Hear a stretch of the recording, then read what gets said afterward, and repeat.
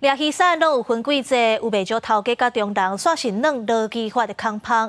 伫咧禁止掠鱼袂使出海期间，并外籍渔工就爱签自动改聘书，也就是叫因爱去无薪假。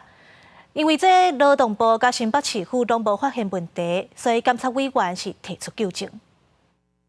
这个大小的环境看着是真大沙嘛真客，甚至伫咧寒冷的时阵，连洗分水的烧水都无。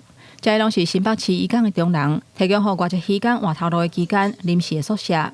这段时间渔工毋但无收入，就连食的甲住的拢要家己出钱。监察院派人去稽查发现讲，这生活环境毋但真歹，背后还佫有真侪劳资的争议。估是旧年就有64个外籍渔工去予头家技术性解约，签约书内底3年的工作保障嘛规个拢乌有去。监察院认定劳动部甲新北市政府并无掌握到这情形，所以提出纠正。捉礁渔船主说，你就是逃避劳动基准法之前的那个规定11条，因为之前要5个要件才可以之前。那他现在就说，那你也不要有那么麻烦了，你全部都跟我们的这个移工签所谓的合意解约，因为转换雇主期间呢。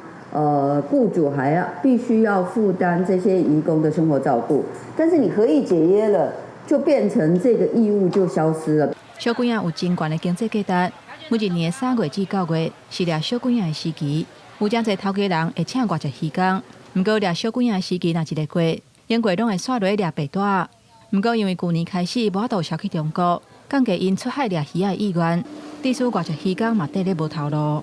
那渔业期禁渔期间，渔业署啦，他们就说：“哎呀，不会有影响营业的问题，因为都可以转。”这是渔业署说的。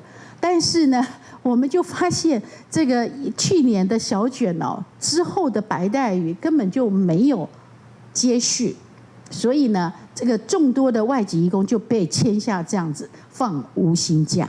因为近海渔船的外籍渔工效用国内劳基法，监委表示。在中人甲雇主的做法，嘛违反国际组织的公约，互台湾人权的名声受到真大影响。监察委员即届除了提出纠正以外，嘛呼吁各部会都要针对无掠鱼的期间，渔工的问题提出配套的措施。记者林旭凯台北报道。